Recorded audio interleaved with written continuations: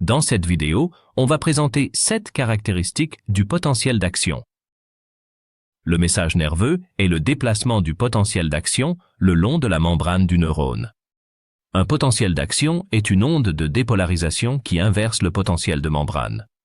C'est une variation brusque et rapide de la polarité membranaire suite à une excitation efficace. L'entrée massive des ions sodium dans le neurone entraîne une diminution de la négativité interne. Un potentiel d'action nécessite un seuil de dépolarisation indispensable à sa naissance. Dans cette simulation, on va glisser-déposer les ions sodium à l'intérieur de la fibre nerveuse jusqu'à ce que la dépolarisation atteigne le seuil de la naissance d'un potentiel d'action. Lorsqu'on atteint le seuil de dépolarisation, il y a naissance d'un potentiel d'action. Le seuil de la genèse du potentiel d'action est de moins 50 mV. Lorsque le potentiel membranaire d'une fibre nerveuse atteint la valeur moins 50 mV, il se produit l'ouverture des canaux voltage dépendants à sodium, et par conséquent, une entrée massive d'ions sodium. Le déplacement des ions à travers la membrane du neurone constitue un courant électrique qui ouvre les canaux voltage dépendants. Un canal ionique qui s'ouvre sous l'effet d'un courant électrique est appelé canal voltage dépendant. Le potentiel d'action est une onde de dépolarisation qui est due à des mouvements d'ions à travers des canaux particuliers, les canaux voltage dépendants. Deux types de canaux voltage dépendants sont impliqués dans le potentiel d'action. Les canaux voltage dépendants à sodium et les canaux voltage dépendants à potassium. Le potentiel d'action est caractérisé par l'existence d'une période réfractaire. La période réfractaire correspond à l'intervalle de temps de l'hyperpolarisation. C'est l'intervalle de temps de la phase CD. La période réfractaire est due à une fermeture momentanée des canaux voltage dépendants à sodium après la dépolarisation.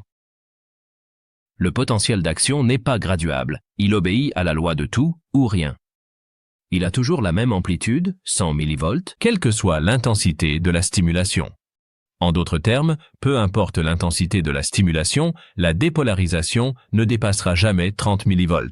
C'est la loi de tout ou rien. Le potentiel d'action est propageable sur une grande distance sans amortissement. Il n'y a pas de sommation de potentiel d'action. Au niveau du cône axonique du neurone postsynaptique se fait la sommation des potentiels postsynaptiques inhibiteurs, PPSI, ou des potentiels postsynaptiques excitateurs, PPSE, d'un même neurone, c'est la sommation temporelle. Ou la sommation des PPSI et PPSE de neurones différents, c'est la sommation spatiale. Où les deux interviennent en même temps, on parle de sommation spatio-temporelle. Si la résultante est un PPSE d'amplitude supérieure ou égale à 20 mV, il y a naissance d'un potentiel d'action propageable. Les points que vous devez retenir sont les suivants. Le potentiel d'action est une dépolarisation qui inverse le potentiel de membrane. Un seuil de dépolarisation, moins 50 mV, est indispensable à la genèse du potentiel d'action. Le potentiel d'action est une réponse de type tout ou rien d'amplitude constante, 100 mV. La naissance du potentiel d'action fait intervenir des canaux voltage dépendants sodium et potassium. Le potentiel d'action est caractérisé par l'existence d'une période réfractaire. Le potentiel d'action est caractérisé par une propagation sur une grande distance.